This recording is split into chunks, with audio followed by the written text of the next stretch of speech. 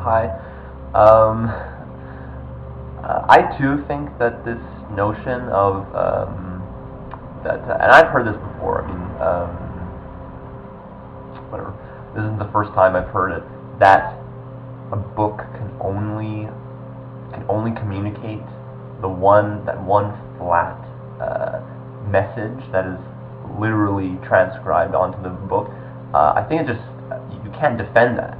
I might as well say that me making this video on YouTube can only possibly end with you having received that exact same amount of information, and I might as well say that if I go out one day and witness something happening, an event or something that someone else also sees, I might as well just say, well, we went home with exactly the same thoughts and exactly the same feelings. And it's just not true. It's not true. We're different people. We have different thoughts. Like you said, we're interpreting things differently. And even the person who wrote the book, who wrote these things, there's different ways to interpret a message just within the context of the original passage. You can have an author that's writing about something, and he says something, and maybe he didn't even intend to get a certain point across, but yet he did, and someone who read that got away with that.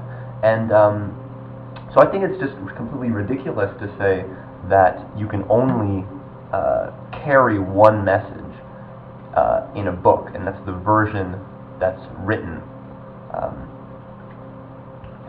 Like I just said, even the version that's written can communicate different ideas, whether intended or unintended. But that's the whole purpose. The whole reason that we have discussions here on YouTube is because while someone's watching a video, there is a dialogue. Even though, and the same thing with books, same thing with conversation. Anytime there is communication, whether it's one way or two-way or three-way or whatever, you are communicating something, but it's not a solid thing. Like I said, I think as long as there's someone there to think about what you're saying, that information is alive. And while a person is reading a book, while they're watching a YouTube video, there's a dialogue that's already taking place.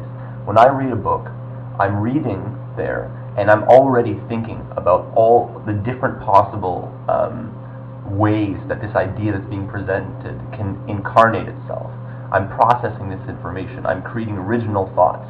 I mean, if ever this became a very easy thing to do, I could have a paper right next to the book and make like a commentary that would be perhaps even longer than the book itself, like paragraph by paragraph. I can read a paragraph and I could write down what I'm extrapolating on. I can make a commentary, talk about the different possibilities of possible incarnations of this idea.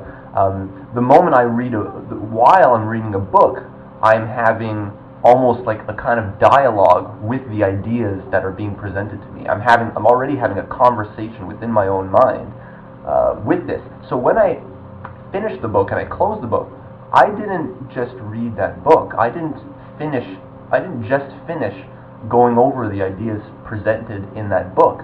I finished my conversation with that book. I finished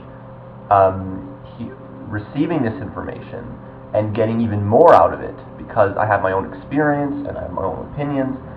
So you could have someone who finished reading a book that just learned a whole lot more than someone else who just finished reading the book. Or you can have two people that read the same book and ended up taking home a completely different ideology, even though they read that book very closely within its own context.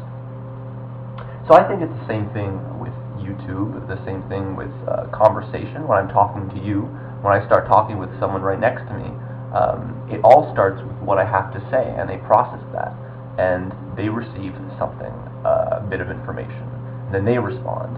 And even though there is two physical people talking back and forth, the real dialogue, the real, I guess, unveiling of information is not in the literal words or even in the ideas being literally presented, like vocally.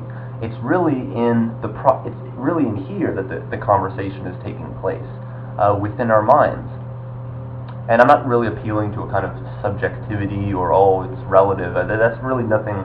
It really doesn't have anything to do with what I'm talking about. I'm talking about how we receive information and how conversations take place. Because when you say one-way communications, even though the physicality of that communication is one way, the ideas aren't. And that's pretty much all I have to say.